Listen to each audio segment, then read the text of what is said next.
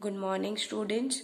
So let's start our today's maths class. Previously we study the relationship between HCF and LCM. ठीक है. So relationship क्या था हमारे पास कि product of two numbers A multiply with B. यहाँ पे A और B क्या थे? दो नंबर्स थे. इन दोनों का मल्टीप्लीकेशन किसके इक्वल होता है हमारे पास? Multiple of HCF and LCM. ठीक है. ये रिलेशनशिप पढ़ा था हमने.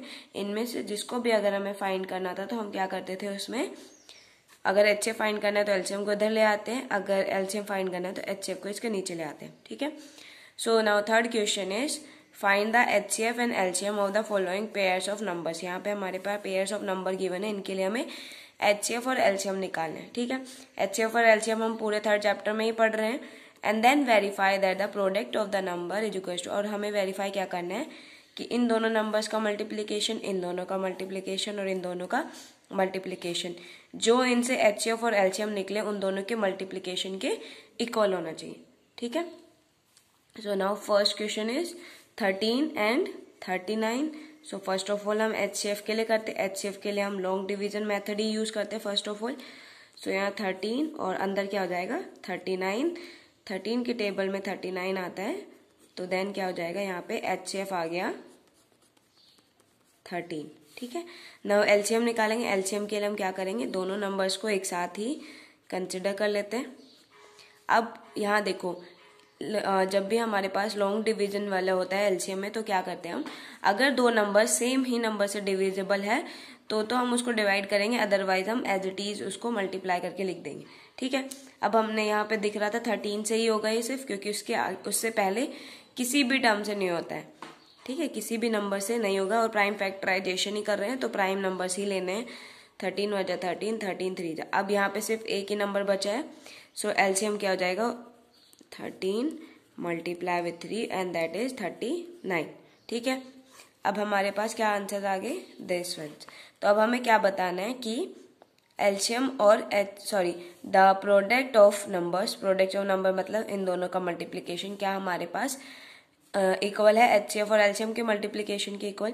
सो हम यहाँ पे लिख देते हैं प्रूफ. प्रूफ किसके लिए, जो हमें वेरीफाई करना है उसके लिए प्रूफ हम लिख रहे हैं.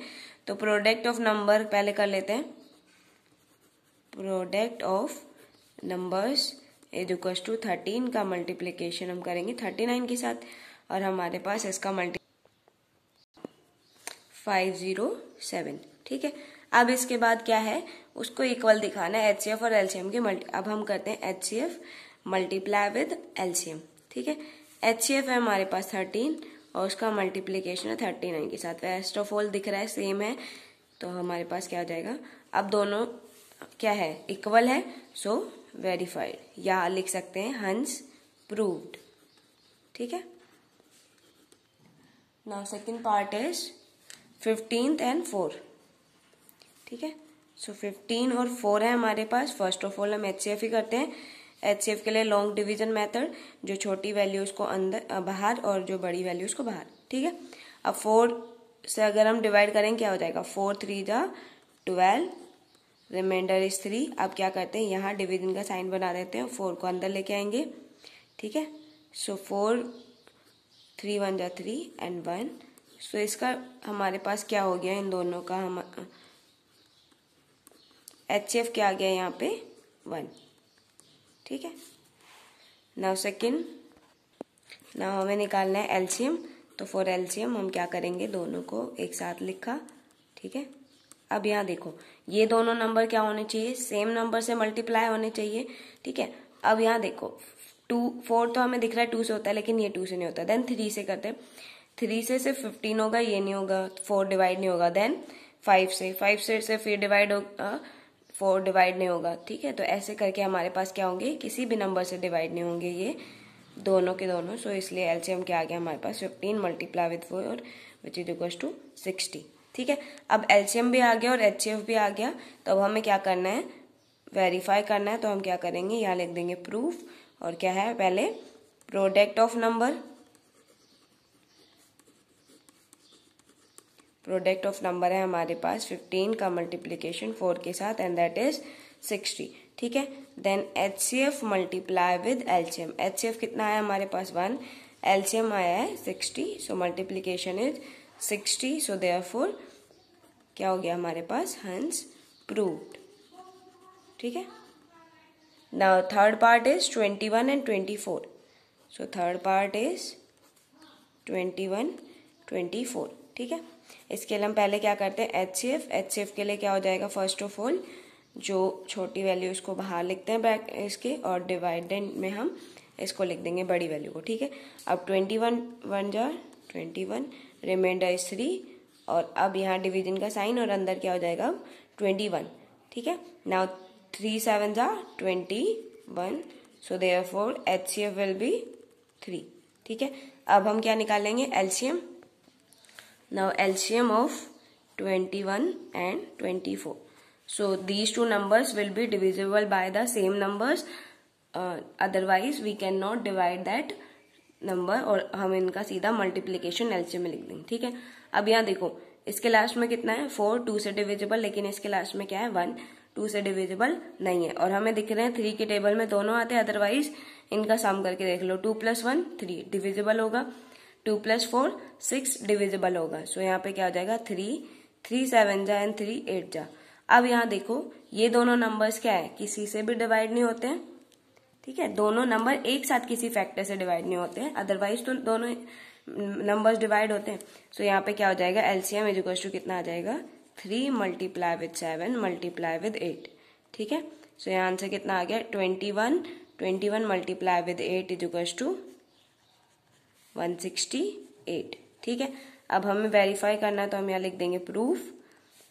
फर्स्ट क्या था हमारे पास, प्रोडक्ट ऑफ 2 नंबर्स, और दैट इज नंबर्स क्या थे 21, और उसका मल्टीप्लीकेशन 24 के साथ।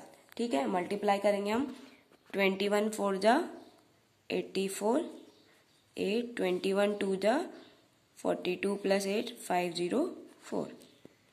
अब नाउ नेक्स्ट एचसीएफ का मल्टीप्लीकेशन किसके साथ लेंगे, एलसीएम के साथ, and that will be HCF हमारे पास कितना आया था, यहाँ पे था एचसीएफ 3, सो 3 मल्टीप्लाई विद 168, इसको मल्टीप्लाई करा, 3 4 जा 24, 2 3 6 जा 18 एंड 2 20, और 3 1 जा 504। ठीक है। सो वेरीफाई हो रहे हैं यहाँ पे, मतलब हमारा आंसर क्या है, करेक्ट है। एचसीएफ और एलसीएम क्या है हमारे पास, करेक्ट है। ठीक है। Now that is all about question number 3। Now further move to question number 5। The HCF and the LCM of the 2 numbers are 25। HCF और एलसीएम हमारे पास दो नंबर्स के क्या गिवन है, 25 एंड 2250 रिस्पेक्टिवली। अब रिस्पेक्टिवली का मतलब क्या होता है, जो फर्स्ट टर्म है उसके लिए फर्स्ट वाली ये टर्म होगी, और जो सेकंड है उसके लिए सेकंड होगी। ठीक है। सो बेसिकली हमारे पास क्या गिवन है, so HCF will be 25 and LCM is given 2250। ठीक है। नाउ नेक्स्ट है, if one of the numbers is 250।